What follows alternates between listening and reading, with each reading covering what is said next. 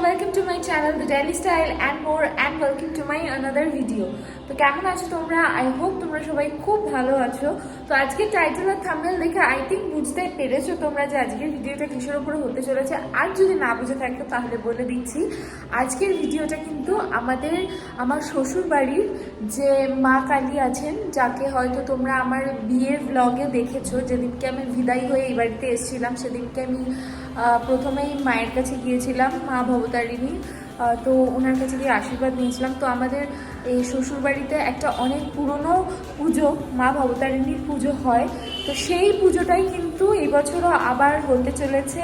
তো কাল বাদ পরশু হচ্ছে গিয়ে পুজো, মানে 30 তারিখে পুজো। তো তারই প্রিপারেশন চলছে এখন। তো কি করব কি না করব, কিভাবে কি পুজো হবে না হবে সেই সমস্ত কিছু শেয়ার করবো সবাই মিলে। এখন আমি, কাকিমা আর শান্তনু, আমরা তিনজন মিলে কেনাকাটা করতে যাবো। ঠাকুরের জন্য যা যা কেনা লাগে সেগুলো সমস্ত কিছু কিনবো।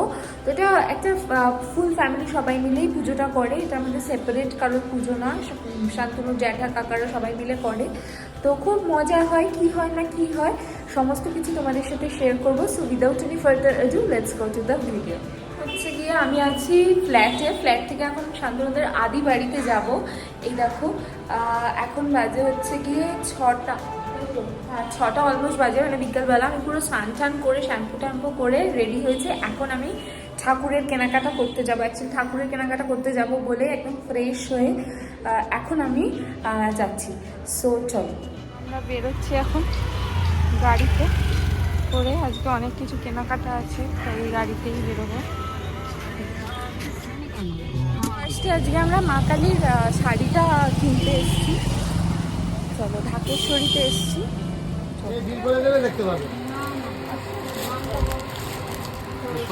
শাড়ি দেখছি আমাদের শাড়ি কেনা কমপ্লিট হয়ে গেল মা কালীর। এবার আর বাদবাকি জিনিসগুলো কিনবো আমরা। চলো, মা গোপালের জামা কাপড় দেখছি। আমরা পোটার শপে এসেছি। এখান থেকে সমস্ত যা মাটির জিনিসপত্র আছে সেগুলো সব কেনাকাটি করছি।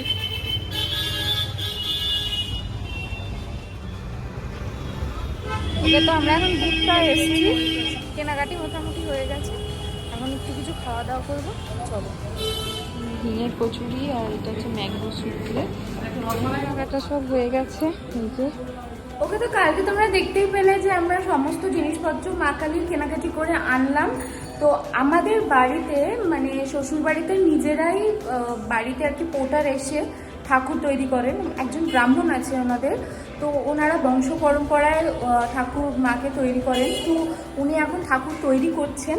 তো চলো দেখাই কীভাবে কী করছেন না করছেন। অলমোস্ট অনেকটাই তৈরি করা হয়ে গেছে, বাট যেটুকু যা আছে বাকি সেটাই তোমাদের সাথে শেয়ার করবো। চলো, ঠাকুর মশাই মাটি মাখছেন। শান্তনুদের যে গ্রামের বাড়ি, সেই গ্রামের বাড়ির মা, ওখান থেকে নিয়ে আসা হয়েছিল এই চালাটা কখনো বিসর্জন হয় না, সারা বছর থাকে এখানে। আর এখানে হচ্ছে গিয়ে তৈরি হচ্ছে মায়ের মূর্তি।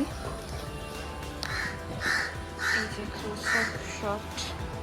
ওকে, তো দেখতেই পাচ্ছ পেছনে এই যে মা এখন তৈরি করা হচ্ছে। মাকে এখানে ঠাকুরমশাই আরও মাটি মাখছেন।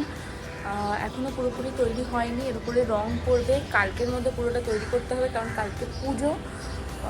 তো হয়ে যাবে। প্রতি বছর কি 2-3 দিন 4 দিন 5 দিন আগে থেকে হয়। এবছর একটা ঝড় আসলো, তোমরা দেখলেই রুমের, ওই কারণে একটুখানি লেট হয়ে গেছে আগে ঠাকুর তৈরি করাতে। বাট ঠিক আছে, হয়ে যাবে, নো প্রবলেম। চলো।